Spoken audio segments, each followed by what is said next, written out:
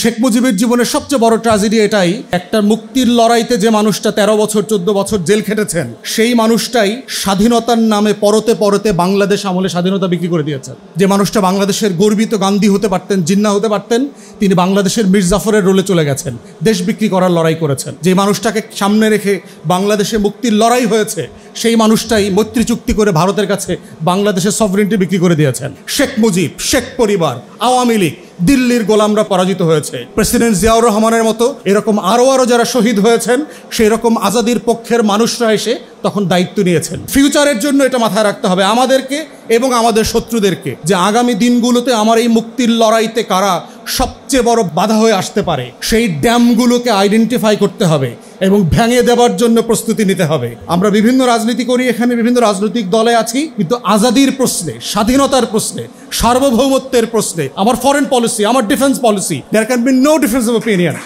Come what may, এটা BNP আসুক, জামাত আসুক, অন্য দল আসুক, কোয়ালিশন আসুক, এই প্রশ্নগুলোই হচ্ছে সারা পৃথিবীতে রাষ্ট্রকে রাষ্ট্র হিসাবে বাঁচিয়ে রাখে, জাতিকে জাতি হিসাবে মর্যাদার চোখে নিয়ে যায়।